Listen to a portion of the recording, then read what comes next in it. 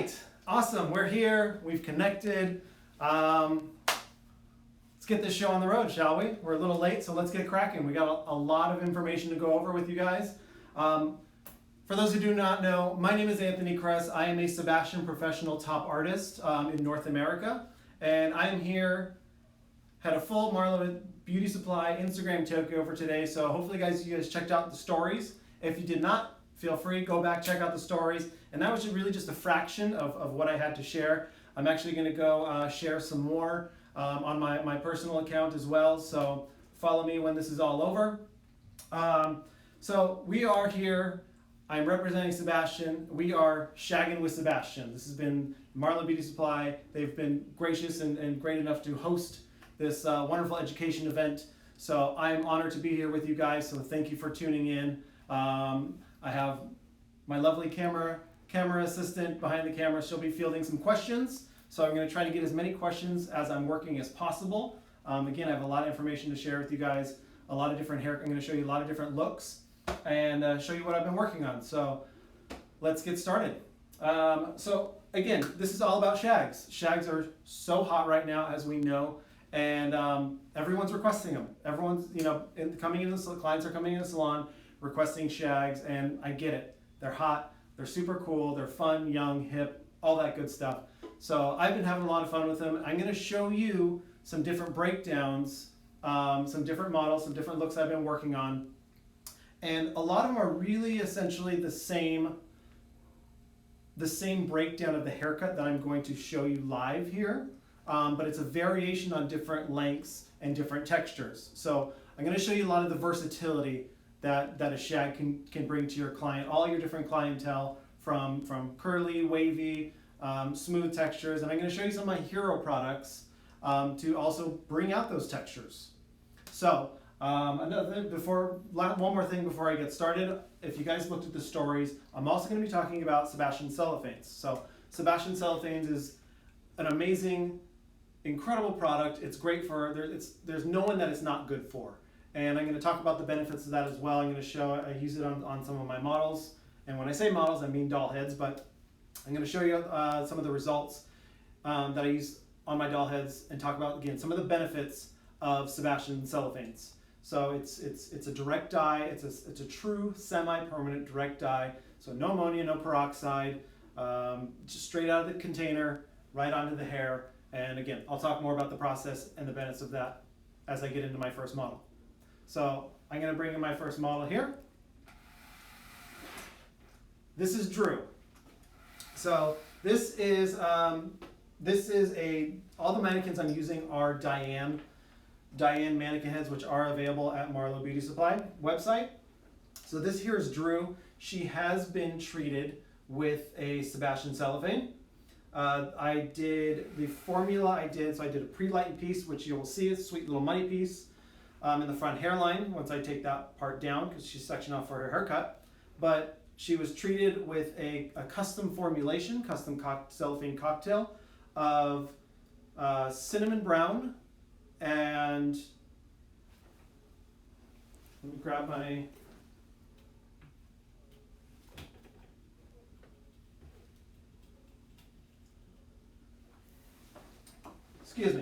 cinnamon red and caramel brown.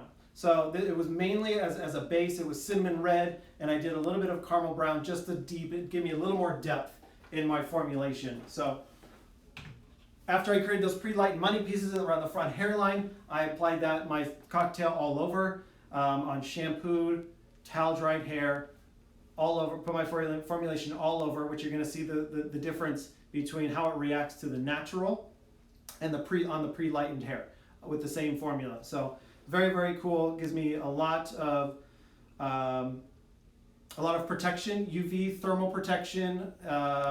It's going to give me add moisture, really seal down that cuticle layer, which is great on pre-lightened hair because we open up that cuticle layer. So that acidic pH is going to seal it back down and really give us that nice surface shine. So really great treatment. Again, once you see, as I get to the front, you'll see that great little money piece. We created like a really cool copper. So we're going to get into the haircut first. And again, I have a lot of information to share with you guys. camera keeps jumping in and out. Bring the camera up a little bit. Okay. So in my haircut, I'm going to start with my blade. I'm going to start by using the razor. I'm going to show you guys some other cutting techniques with my straight scissors as well. But I'm going to start with my razor. And if you notice, I'm actually cutting on dry hair, which we are told a lot throughout our careers that we never use the razor on dry hair. And what I would like to say to you is, why not? And I say why not? And the obvious reason that you mostly hear is it creates frizz, it shatters the cuticle, things like that, which is not entirely wrong, but you can absolutely use the razor on dry hair if you prepare the cuticle. So that's where also Sebastian Cellophanes is great in preparing the cuticle, really sealing down the cuticle layer to give me a nice, slick surface glide on the hair. So with a nice, clean, nice, smooth, prepped cuticle layer, and as well as nice, fresh blades, there's no reason why you can't use the razor on dry hair. So one of the things that very important, so that's the two key factors when working with the blade on dry hair. Again, fresh blades, nice smooth cuticle layer. And then within that, to take it a next step further, I'm going to use the Sebastian Dark Oil Silkening Mist. And this is just going to give me that little extra surface glide so that I don't, gives me a nice just slip and glide. Again, we don't want to feel any drag or resistance when you're using the blade, particularly on dry hair. Again, I always like to say that I want to hear I want to see my haircut. I don't want to hear my haircut. We all know that sort of that dreaded sound of the blade on, that ripping and tearing sound. That's exactly what that is. It's ripping and tearing. You're shredding. It's like scaling a fish. You're shredding the cuticle off the hair. But again, we got that cuticle layer laying nice and smooth. So what we're going to do here is I'm starting here, and with the shag, essentially what it is, they're all essentially the same. It's a matter of a longer perimeter. So it's shorter in the interior, longer towards the perimeter. So again, I'm going to show different variations on different lengths. So what I want this to be on this particular shape is I want this top section, the top of my section, my vertical section, to fall right at the crest of the occipital. So I want that to fall right at the crest, and what that's going to do is going to build out that head shape, and with this technique, it's going to collapse in the nape area, which is the densest part of the head. So I'm going to start with the vertical section. This is a Sebastian signature cutting technique. This is called skimming. So I'm just going to visually measure. That's where I want it. Lift it up. That's where my shortest piece is going to be.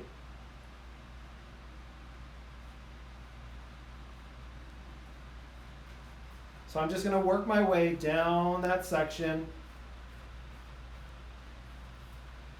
And if you notice how shallow or deep my skimming is, that is going to determine how much weight removal I get.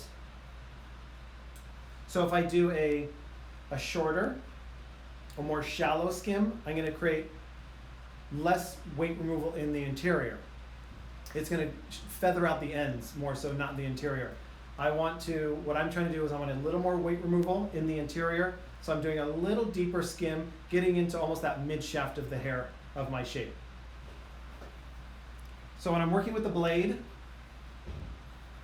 I want to keep nice, clean sections. I think it's a misconception that the blade or the razor is done haphazardly, meaning that it's not a precision tool. In my opinion, I think the razor is a precision tool. It is precision cutting, because you need to be aware of all the factors within your haircut and within your tool. Would you dry cut all textures or just straight hair? I would, so if you want, that's a great question, and you can, so for example, if you wanted to dry cut on curly hair, not to say that you couldn't, but you would tend to do it, the hair would be, you'd smooth out that cuticle layer,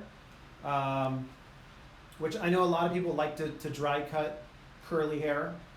Me personally, I like to cut the hair in its natural state. So if they wear their hair, if they have curly hair and they wear their hair curly, I personally am not going to cut it dry and smooth, but you can.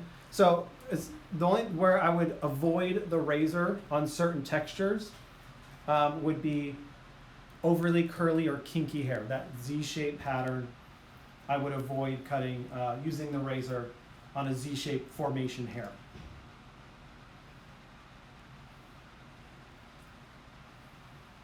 But again, a lot of it has to do with that how flat that cuticle is laying. So if you have that cuticle prepped, then you can use the razor on dry hair.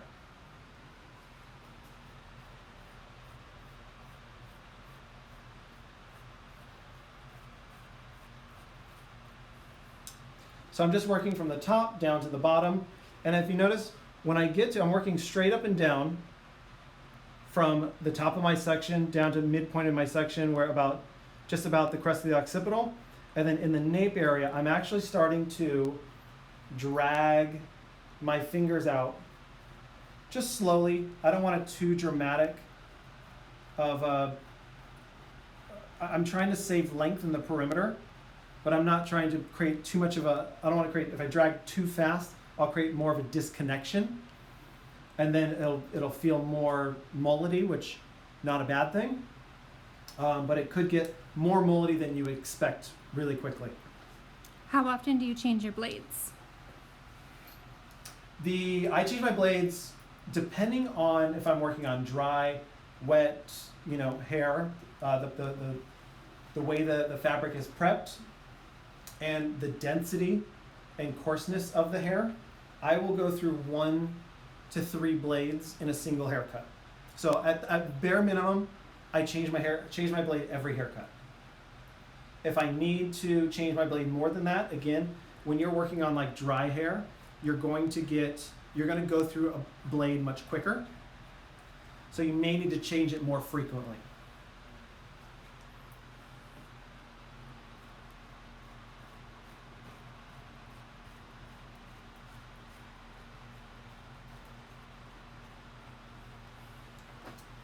So again, I'm working nice and clean sections, being mindful also of where I'm at on the head. So at this point on the head, I always section when I'm doing a shag or a mullet or something that is even any shape really. I always section off to the back of the ear, not just anywhere the back of the ear, but where the hairline jumps up. So if I wanted to maintain a stronger perimeter in front of the ear, I need to be mindful and section where that hairline jumps up so that I maintain length if I need to. So if I need to overdirect back or drag my fingers out to preserve more length, it's just a way of, being mindful. Why do you use a razor on dry hair? So I love using the razor on dry hair, and that is a great question. I love using the razor on dry hair because the less moisture present in the hair, the more you're going to be able to see your weight removal and texture you're creating. So when hair is, the more moisture that's present in the hair, the more the hair gathers and bunches up.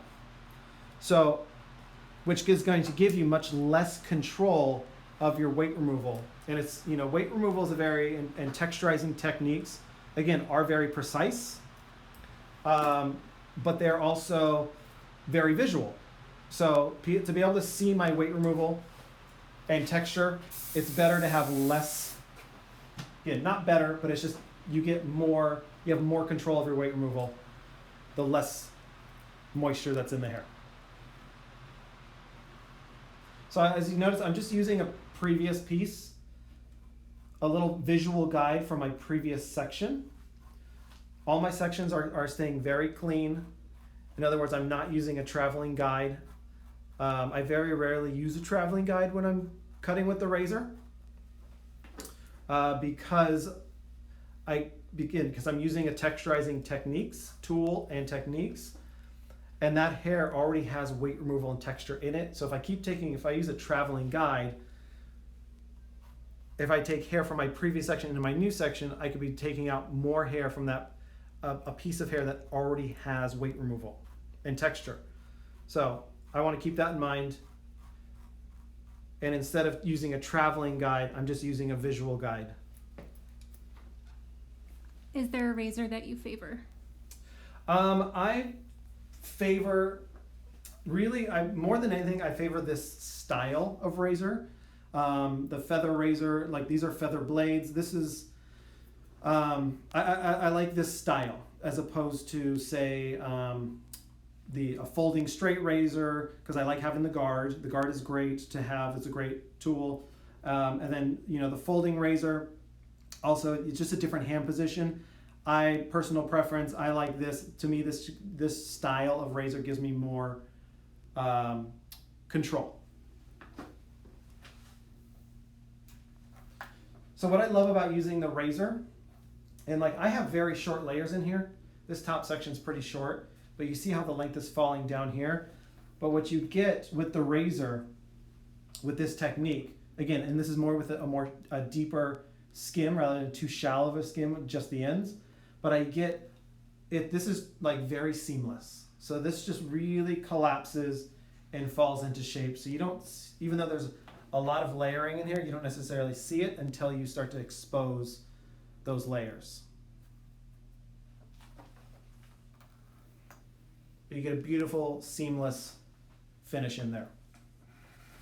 So I'm going to work my way to the other side. Again, I want to keep everything nice and clean.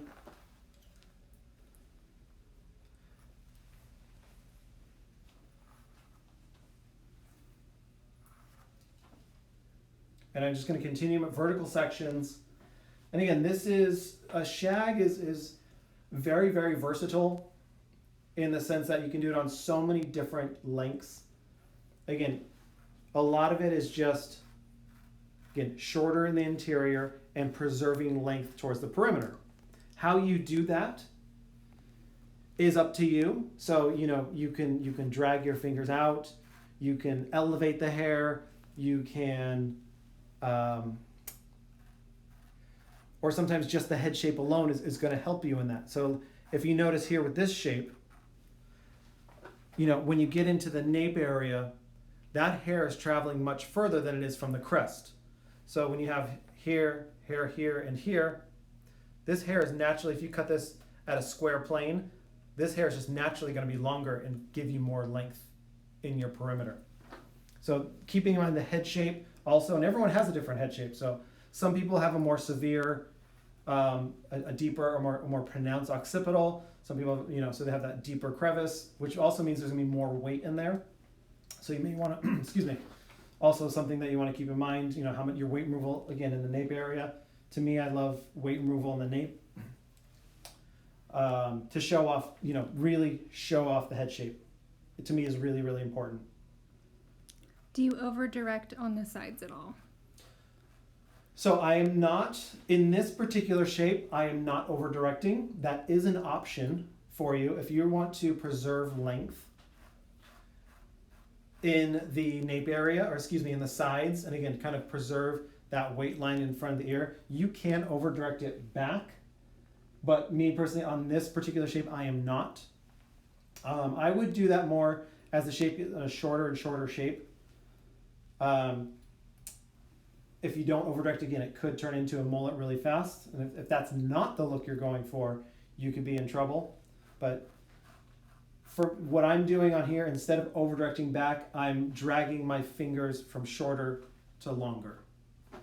And I'll show you the angle on that when I get to the side, which I'm almost there.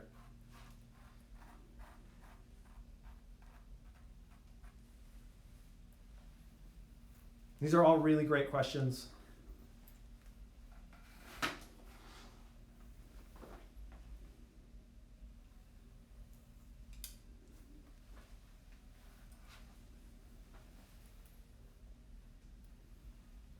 So as far as like, when I'm cutting, if you notice, like if I had really big hands, long fingers, I could take all this in one.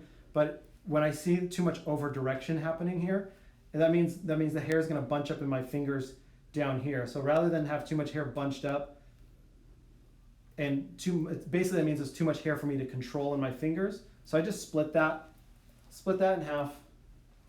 Again, I'm using my not a traveling guide, but a visual guide from my previous section. See where my starting point is, my starting length at the top of that section. And because this is where I actually start, this is my last section before the hairline jumps up. So I'm actually already starting to drag my fingers out, again, to help preserve some of that length in front of the ear. Because what you don't want to do is, if you wanted to preserve length around the perimeter, especially in front of the ear, and if you just, what you want, you can always take it off. If you want more of a, sort of a round shape as opposed to like a square shape, have that corner there. I want the option of being able to take it off and make it round. What I don't want to do is cut all the way through and then I'm stuck with a round shape. So when I get to the back of the ear, I always like to check for balance.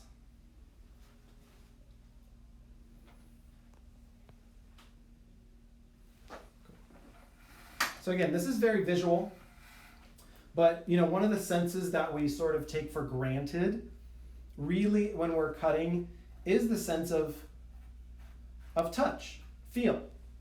So once I get here, again, I can check for balance behind each ear, and my balance is good there. I want to use my eyesight, check to see how it collapses into the shape. Do I have more collapse on one side over the other?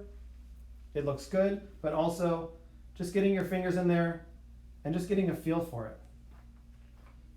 We sort of take that for granted, but that's also, so that feels good. Now I can keep going to the side here. So I'm going to actually turn her this way for you. And this way you can actually see.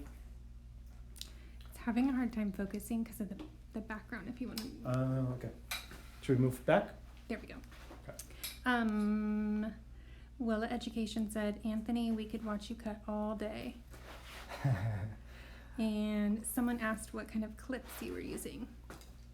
So these clips, I have a couple of different kinds. I have YS Park clips, and then these clips I get from a local shear sharpener.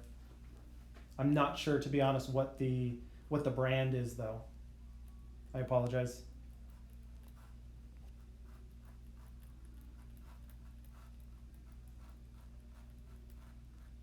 Would you ever suggest doing this haircut on someone with thin, fine hair?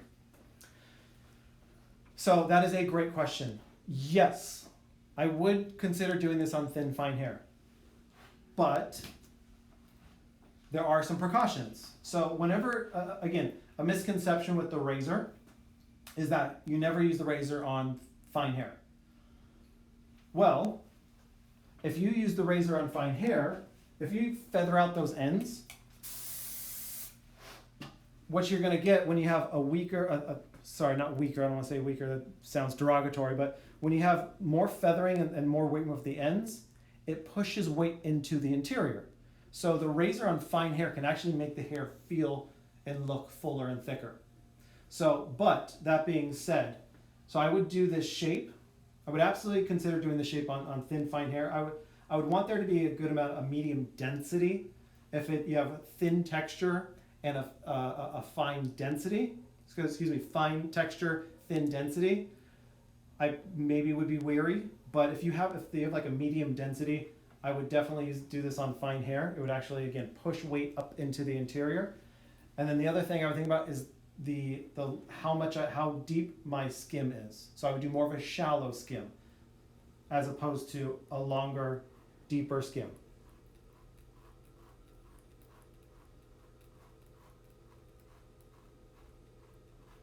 Is there a face shape that this is more flattering on than others? This is a very versatile shape. one thing, whether your face is round, you could really elongate the face with that, having more volume and height up at the top, on top of the head. It's going to elongate the face. If you have, and again, you can make adjustments. If you have like a wider square face, you can actually, rather than have too much volume up top, create more volume down. If you have a long face, create more, less volume here on top and more volume throughout the sides, and that'll help balance a longer face. So it varies, very versatile. It's where you distribute your weight once not only in your styling, whether you have textured hair or straight hair. A lot of that's going to come into styling. But the shape itself is very versatile.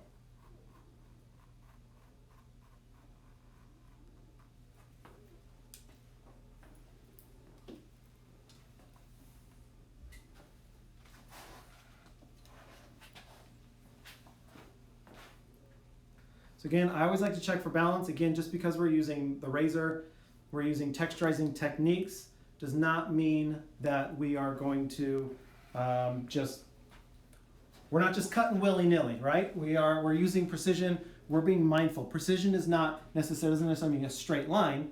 Precision is more about the approach. How do you approach the hair? Are you mindful of the tools and the textures that you're working with? If so, that's where precision lies.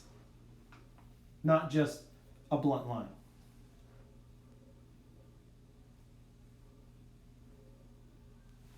So I have just a little bit of length on this one side, so I'm just going to go in and make that correction, no big deal.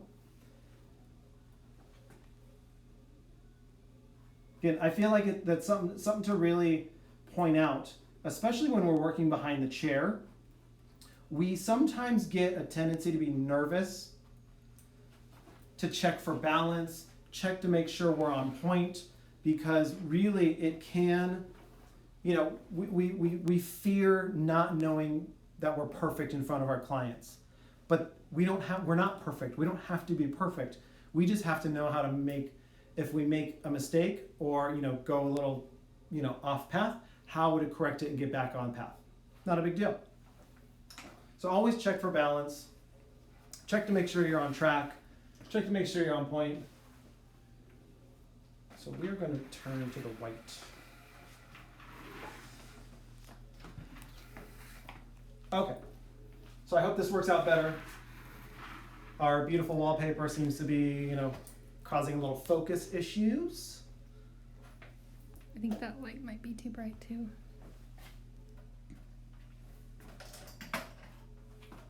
There we go. How do I look? Greasy?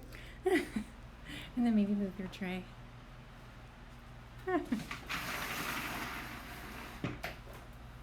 I have combination skin. I'm oily, so I'm usually oily on my forehead, so no judgments, please.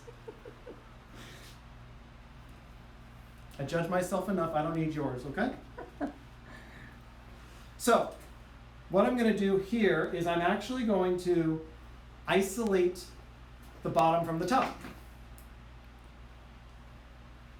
Again, I want to keep everything nice and clean. So I'm going to isolate the top from the bottom. So I'm only working as hair is falling as I'm working on the top section, I know exactly where it's falling and it's not falling into my underneath. Again, mindfulness, keeping everything nice and clean, so I'm free to drop this out and I'm not worried about it getting confused with the bottom. So also I have a little fringe section out here. I have my top section. This is how I'm going to approach it.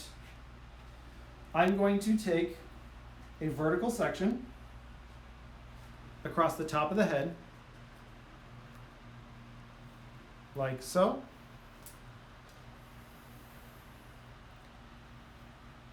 And what I'm going to do is I'm going to continue with my razor. I'm going to continue. I was going to pick up my shears for a second, but I'm really having fun with the razor. So what I'm going to do now is I'm just going to change my hand position with the razor. So instead of, normally we always work with the blade down. I was just working with the blade down. The blade is always facing us, right? When we're working with the blade. This time I'm gonna switch it, and the blade is going to be facing the ceiling. So this is gonna be elevated straight up, and I'm going to use that little piece of my guide from the back. This is the shortest piece from the top of my section. I'm gonna lift that up. That's my guide. So I'm gonna take everything that short.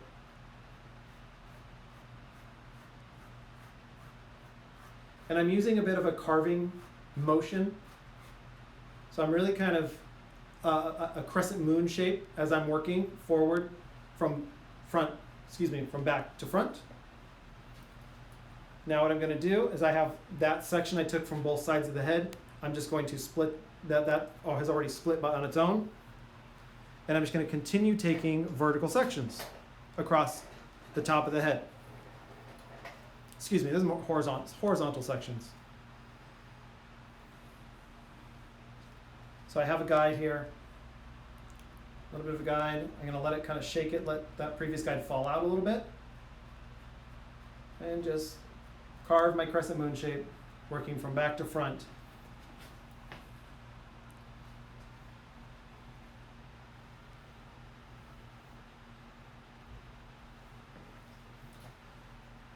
So I'm just working each section. There's no over direction. Each section is straight up off of its own.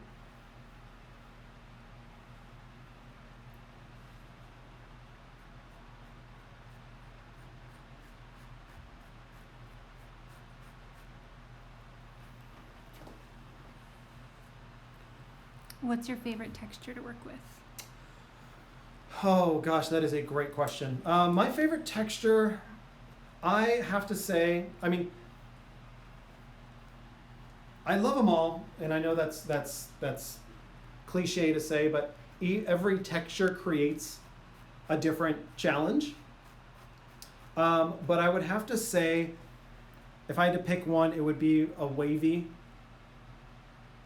fine texture, thick density with a loose curl pattern. That'd be my favorite because there's so much versatility in that.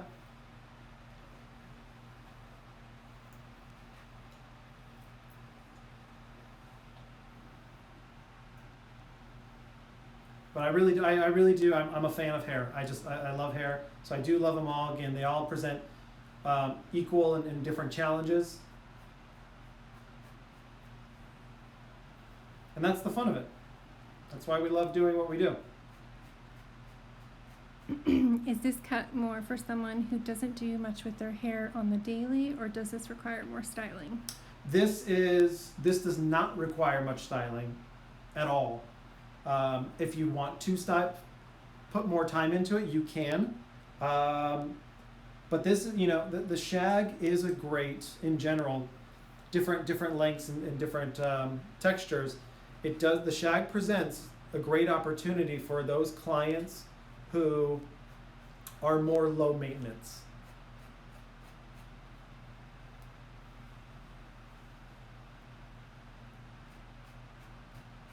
You're seeing a lot of, with the shag, you're seeing a lot of, more wavy, beachy textures with the shag, like on Instagram and stuff like that.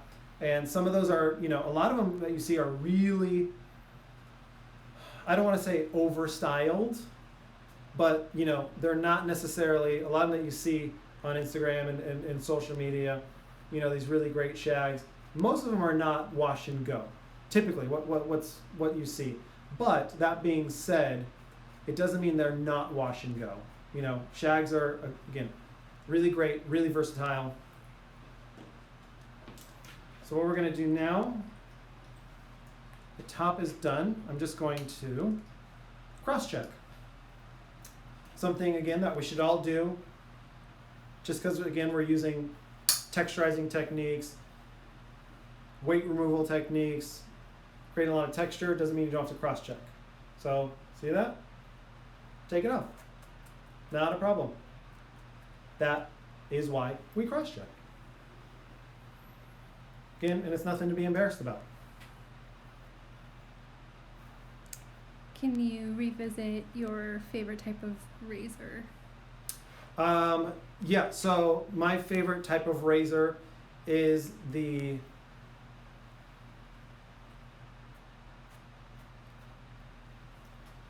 pen style razor. You know, I like the versatility. I use it in different hand positions. I hold it differently. Sometimes I hold it like a pen, or I hold it, you know, here. I rarely hold it the way these are designed, like this. You only sometimes just to like hold it, get it out of the way, but that's about it. But typically when I'm actually working, but I love the versatility of this style, the pen style razor. Is there a specific blade? Yes, I love the feather blades. The feather blade to me is the best, and they're super versatile. I've taught so many classes, razor cutting classes. I don't know how many at this point, all over the U.S. and it's just, there's something about the feather razor, feather blade that just seems to cut better than all the rest. And they work, you know, they fit into a lot of different blades, a lot of different razors.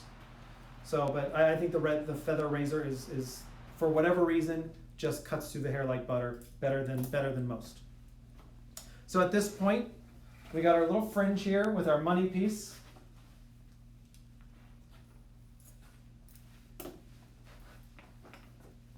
So because she was clipped up, we got a little clip dent there. Not a problem. I'm actually going to break out the Silkening mist again. And this is going to be a great way to just add just the slightest amount of moisture back into the hair.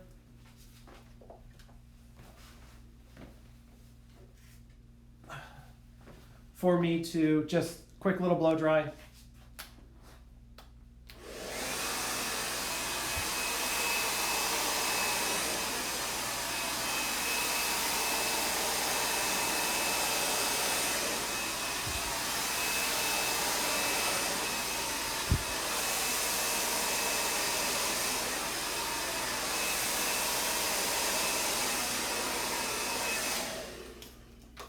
Easy peasy.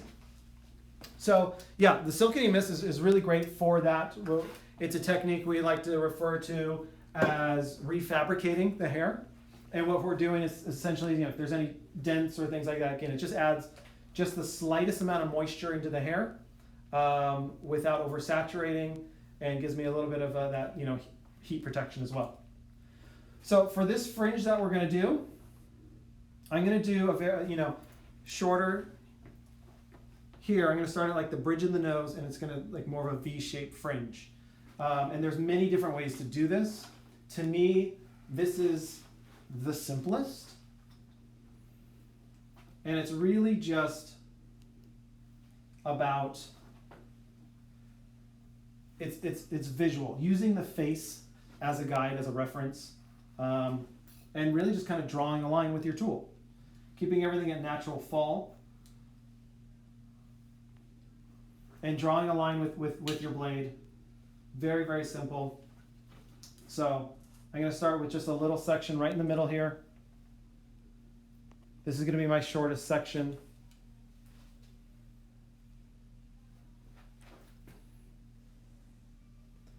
I'm going to pinch this. Again, I want just like at about the bridge of the nose. I'm not going to use too much tension. I'm actually going to cut a little longer because the hair is dry and it could jump right up, especially on these doll heads, have some pretty intense hairline. So I'm going to cut it just a little bit longer, just for safety purposes, a little safety guard.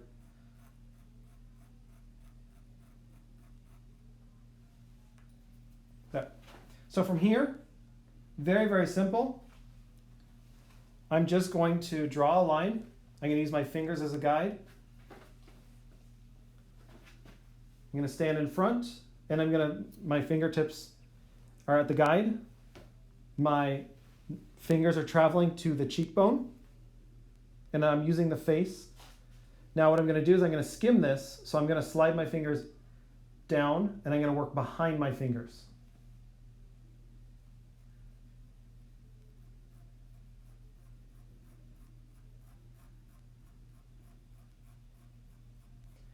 And then the angle of my blade is also pointing down, mimicking my fingers.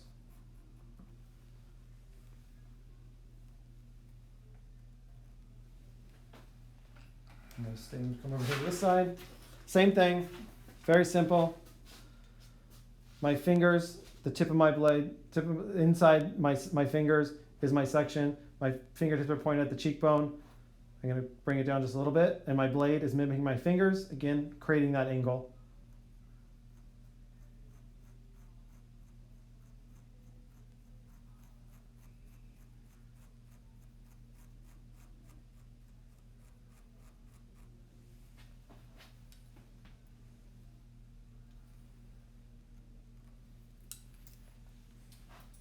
So from here, just take my next section down.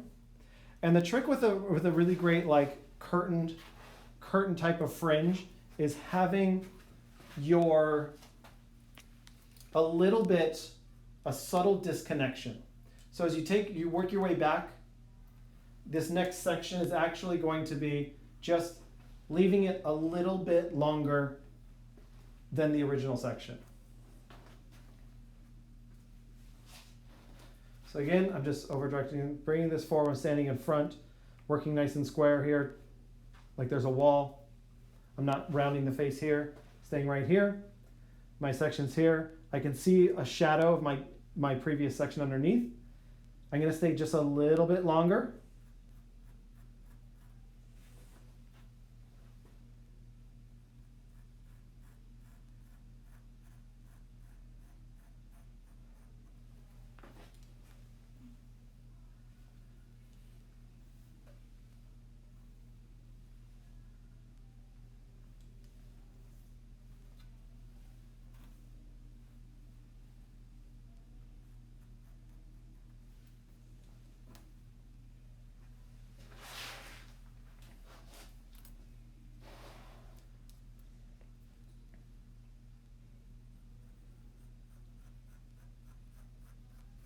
So this is another form of skimming.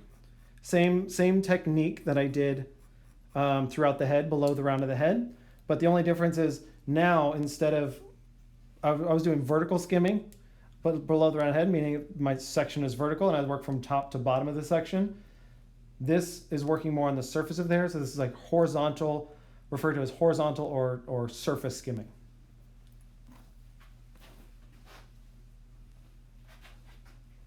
All right, so here's the breakdown of this haircut.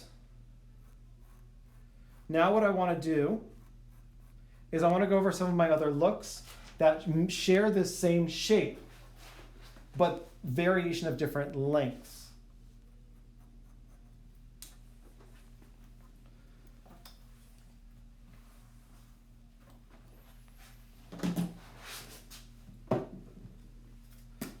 So just to finish her off, I have a little Shaper ID.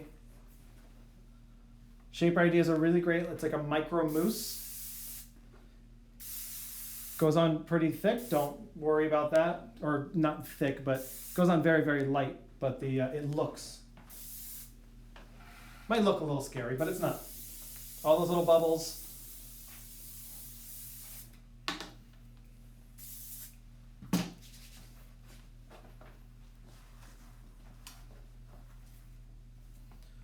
Really work into the hair really well, leaving a great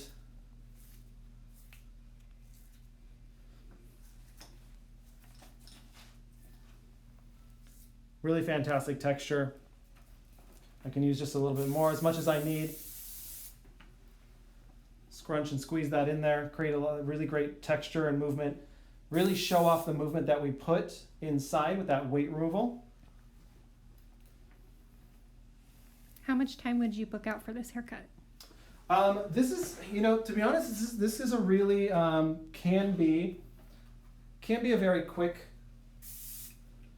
cut. So like I took a little bit longer because I was talking, maybe a little too much, but because I was talking a lot and trying to, go through the steps. But if you guys weren't here right now, I'd go through this haircut. I could do this whole haircut in about 20 minutes. So that being said, I book out an hour and 15 for an hour to an hour and 30 minutes for every haircut. but that's just how I like to work behind the salon, behind the chair.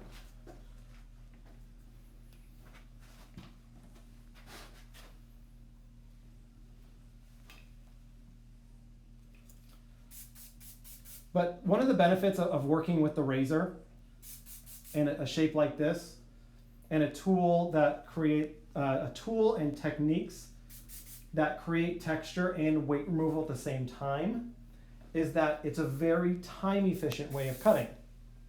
Meaning, I don't need to cut my shape in while it's wet, blow dry, and then go back in and do my texturizing techniques. I'm doing all my personalizing and building my shape all at the same time simultaneously. So it's a very time efficient way of cutting. That's why I love using the razor.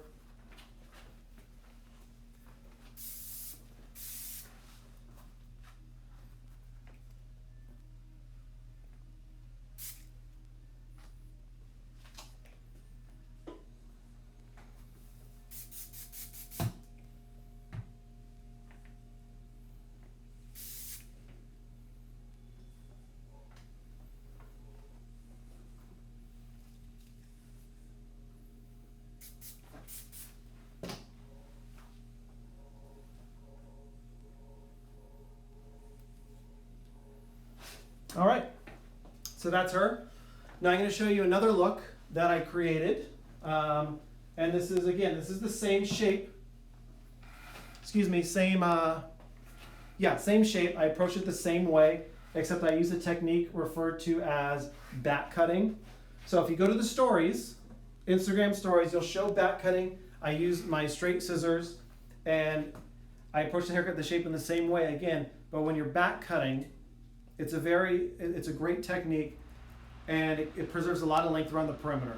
Again, like we talked about, to create this, longer shape. And a lot of it is really just, it's not pushing the hair. So I am closing my scissors as I do it. I'll actually demonstrate it a little bit for you.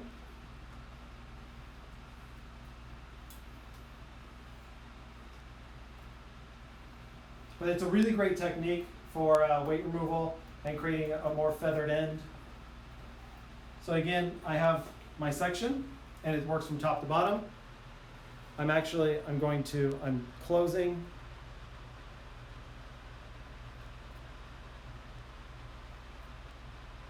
So something to keep in mind is I am closing my scissors. I'm not just have the scissors open and pushing. I don't want to push against the cuticle layer, so I'm actually cutting. And then I'm not going in this direction at all. The little motion movement that you see is the tip of the blade going from here, this position, up towards the ceiling. But it's not a backward motion. So that is, this is the same shape, again, same approach, same breakdown of the haircut on a longer shape. Different fringe, it created more of a heavier Bridget Bardot type of mop fringe. And then I used Texture Maker. It's essentially a sea salt spray. We don't call it a sea salt spray, but let's call it what it is. If it walks like a duck and talks like a duck, it's got to be a duck. So essentially it's a sea salt spray. And what I like using it. It's great for on damp hair to blow out, to create an amazing base of texture in your shape. But the way I love to use it is actually on dry hair. I like to spray it on dry hair, and the salt minerals in the product will build up on the hair more aggressively, the less moisture is in the hair. So if it's on dry hair, then it will, the salt minerals will build up on the hair quicker.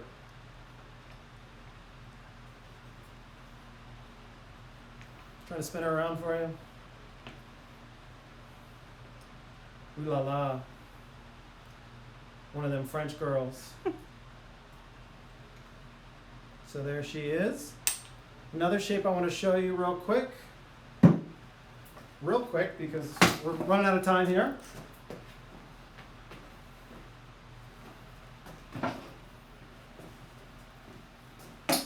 So I'm going to show you this young lady. Again, same approach, same technique on a shorter version.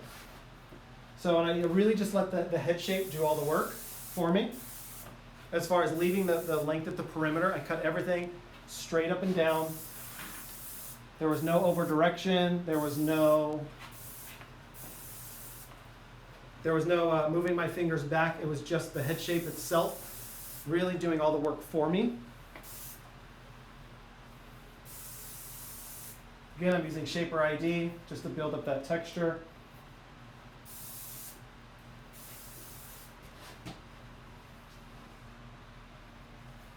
Are you going to be posting all this information later? I am going to post all of this and more. I wish I had more time, to be honest, but for the sake of Instagram Live, I got an hour tops, no more than that. So I have a lot more to actually show. So I'm going to share it with Marlo Beauty Supply so that they can post it as well. I'll be posting on my own personal page. So yes.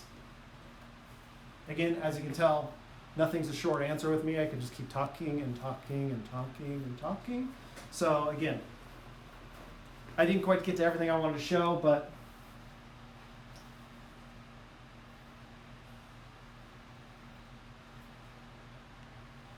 I am going to show everything. I'm going to share it with Marlo Beauty Supply as well as my own personal page.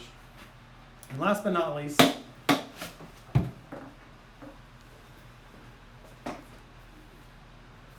voila. What's the time? Okay. Woo. So she has been setting under the dryer.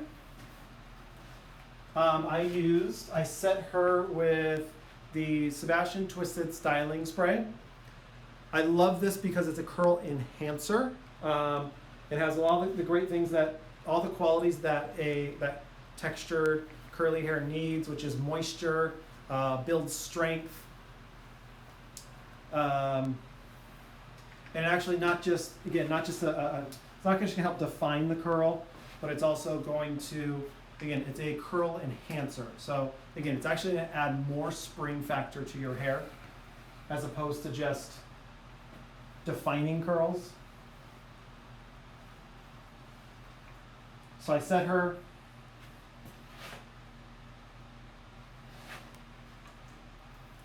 I set her with the Twisted Styling Spray. And again, I was meant to cut a little fringy fringe for you guys. So I'm going to try to do it real quick. Little back cutting.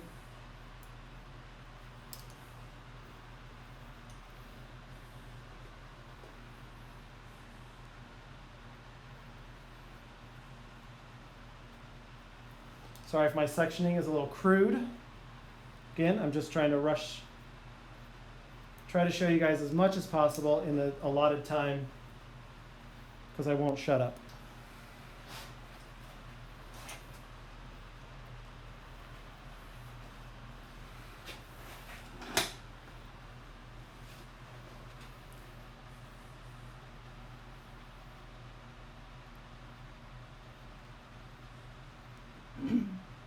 What length shears do you love? I have everything from 6-inch to 5.5.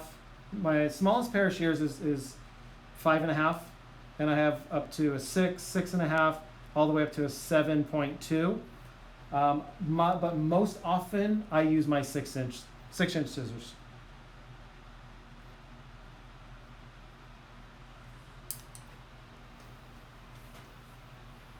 Okay.